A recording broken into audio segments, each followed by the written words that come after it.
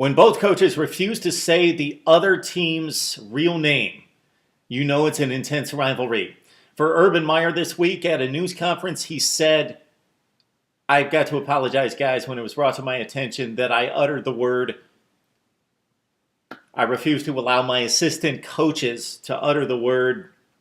Yeah, I said it. My apologies." And for Brady Hoke, we've seen him for the past 3 years in this rivalry call the Ohio State Buckeyes Ohio. It's always Ohio, and he's trained his team, he's trained his coaching staff to do the same. MarkRogersTV on Ohio State, Michigan. Magical words in college football. It's rivalry week across the nation, and this is the biggest and the best rivalry in college football, bar none.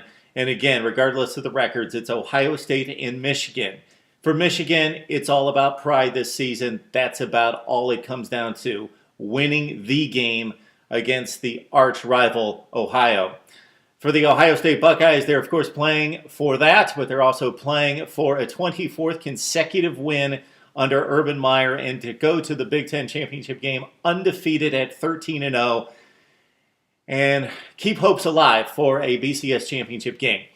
Let's run this one down. Certainly we'll give you the reasons why it could be a Buckeye blowout. There are many reasons. That one's easy to see. But how could the Wolverines possibly pull off the upset in this one? Let's start with the Ohio State offense, an offense that Greg Mattison, the Michigan defensive coordinator, called the best in the Big Ten, called Braxton Miller the best quarterback we've seen this season, Carlos Hyde the best running back we've seen this season. Braxton Miller, dominant this year, the number one rated passer in terms of pass efficiency in the Big Ten, 68% completion percentage. We saw Braxton break into the Ohio State lineup 2 seasons ago, barely completing 50% of his passes. 58% last year. Urban Meyer developing his passing acumen. He's up to 68% completion percentage, 19 touchdowns, 4 picks. He is 7th in the Big Ten in rushing, although he might be the best running back in the Big Ten, and he has scored 5 rushing touchdowns. This Buckeye offense has been so dominant. It was the number one scoring and total offense team in the Big Ten last season, and it's improved by leaps and bounds. Braxton Miller's better, Carlos Hyde's better, the offensive line's better. They have much more skill and explosiveness on the perimeter as well. For this offense, they've scored 49 points per game, 531 yards per game, both of those totals best in the Big Ten. They have been so dominant in scoring 73 touchdowns that's 19 better than the second best total in the Big Ten, 54 by Indiana. Again, Greg Mattison, defensive coordinator for Michigan, one of the best in college football, formerly of the Baltimore Ravens, says this is the best offense in the conference, the best that we've seen. On the outside, you've got Corey Brown, who's 6th in the Big Ten with 49 catches, 9 touchdowns. Devin Smith supports him with 40 receptions and 7 touchdowns. An X factor that Ohio State has going into bowl play, and certainly if they need him in the Big Ten championship game against Michigan State, possibly in this one if it gets tight, Dontre Wilson, the burner, the freshman out of Texas.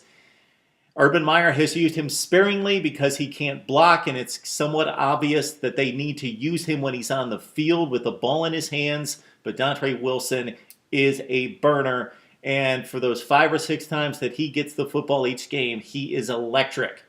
And Carlos Hyde is a wrecking crew. He is the best back in the Big Ten and one of the top 5 backs in college football. Over 1,000 yards, 7.7 yards per carry. That's an improvement from 5.2 in 2012. Just another factor of why Ohio State's such a better team and better offense specifically this season compared to last. 13 total touchdowns for Carlos Hyde. That's after being suspended the first 3 games of 2012 and only getting 4 carries in that 4th game. Michigan's defense will be challenged the entire day. They're going to try to contain Miller from breaking the big play, contain the wide receivers from making big plays, and swarm tackle Carlos Hyde. And they're going to have to do it with their defensive line playing the game of their lives against the best offensive line in the Big Ten, one of the best in college football. 4 of 5 Ohio State starters along that front wall on offense are seniors. They played together for a long time. Paced by Jack Muhort, who's possibly the best offensive lineman. Our regards to Taylor Lewan in the Big Ten. Okay, for Michigan defensively, they're going to rely on the 5th total defense in the Big Ten, 7th scoring defense. It's been a good defense put in bad positions by the offense and all the turnovers by Devin Gardner and company. James Ross III leads the team with 81 total tackles at linebacker. You've got Frank Clark. He has come up with the most big plays for the Wolverines with 4.5 sacks, 12 tackles for loss at defensive end. The two co-captains at linebacker, Cameron Gordon and Jake Ryan, who's finally getting back into playing form, mid-season form after missing the first 6 games of the season. He has just started the past 3. He's getting to that point. He made some big plays in the 24-21 loss last week to Iowa. Defensive back Raymond Taylor, one of the best in the Big Ten, with 4 picks. And a guy that I think is a special player, sophomore Blake Countess, with 5 interceptions to lead the Big Ten. He makes the big hit, he makes the big play, the big turnover at the right time. Blake Countess has come up big in the big games for Michigan. That's going to be the matchup, offense and defense. The best offense in the Big Ten taking on probably about the 3rd or 4th best defense in the Big Ten. The Michigan running game will have to try to create something. I don't see that happening. This is the next to last rushing offense in the Big Ten, just generating 129 yards per game. Rushing the football for Michigan football, not to be able to run the football. Listen to these numbers. This is eye-popping if you follow college football statistics and realize top rushers for teams in the top 25, top 30, top 35, where Michigan stands at 7-4, typically gain 5 to 5.5 to 6 yards per carry. Fitz Toussaint is averaging 3.4 yards per rush for Michigan.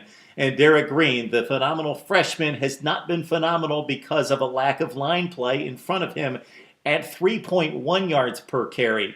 The Michigan offense has got to get something out of the ground game to take some heat off of Devin Gardner. They're not going to run it down Ohio State's throats, but they need something out of Toussaint. And maybe Derek Green can move some people. He is a monster. Even just as a freshman, he's got some muscle and could run it between the tackles.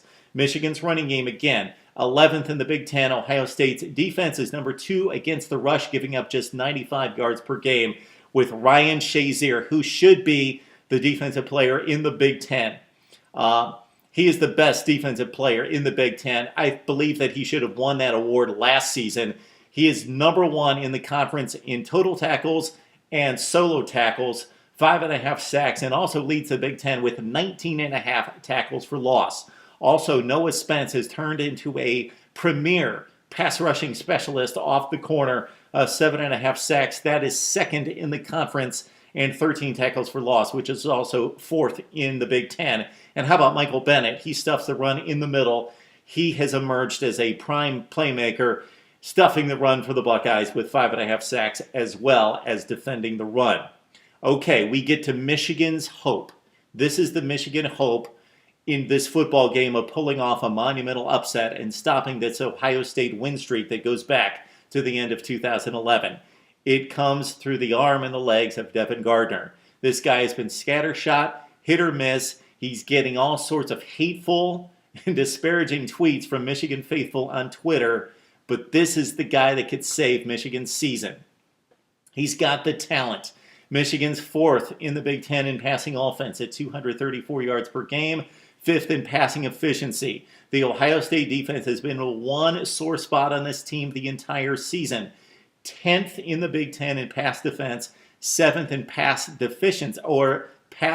efficiency defense for Ohio State. They have had issues losing players in the secondary. The pass rush has been spotty. It's been mostly good, but when they don't get to the quarterback, there have been quarterbacks, and we're talking about marginal quarterbacks at Iowa, at Wisconsin, some players like Stavy and Rudock who have been able to tear up this defensive secondary when given the chance. So when Spence and Shazier and Adolphus Washington can't get there, and Joey Bosa with 5.5 sacks for the Buckeyes, then the secondary is vulnerable. And this is where Michigan can make hay.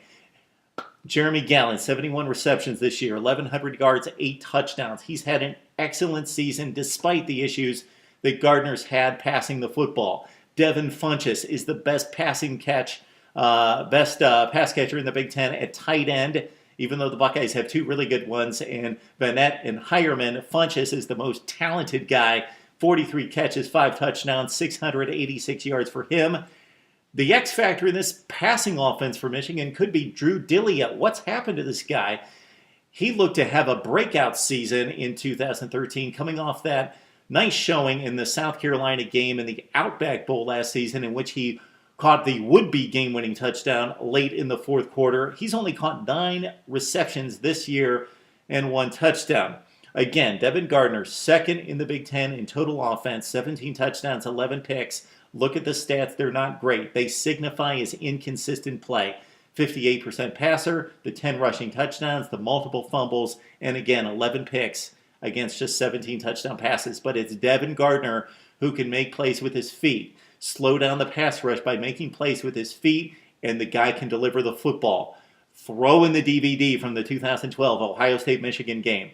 The Buckeyes barely won it because Denard Robinson made plays with his feet in the first half off the wing, but Devin Gardner threw the football extremely well in that game, played so well down the stretch that we thought he was going to be a much better quarterback and more consistent quarterback for Michigan, having played those final 5 games for Michigan in 2012 going into 2013. But that's not been the case. But we've seen it time and time again when talented players are on the big stage, they can turn around a season, and that's Michigan's hope. That Devin Gardner throws up like an 18 for 25 performance for big plays. It's not so much the completion percentage, although he needs to raise it from 58%, but it's the big plays to Funchess and Dilio, and of course Jeremy Gallon for Michigan. We mentioned Joey Bosa. His late emergence as a freshman this season for Ohio State as a pass rusher has certainly helped out Adolphus Washington, Ryan Shazier, and most notably Noah Spence in getting to the quarterback for Ohio State. All right, despite what I say about Gardner being Michigan's hope, we don't see it. We don't see the Buckeyes blowing out the Wolverines. Michigan will stand tall. They will fight to the finish. They will play proud football. And this is also one of the hardest hitting football games you're ever going to see season in, season out. Ohio State at Michigan. The Wolverines have not lost at home under Brady Hoke until just recently against Nebraska, and they will again on this Saturday. Ohio State 37, Michigan 23. Buckeyes march on to the Big Ten championship game undefeated. Michigan finishes off a disappointing campaign at 7-5. All right, Big Ten fans, Buckeye fans, and Wolverine fans, college football fans, we got to hear from you. I don't like to just talk these things through, but want to hear back from you. Get your analysis so we can share in on the conversation right here on Mark Rogers TV.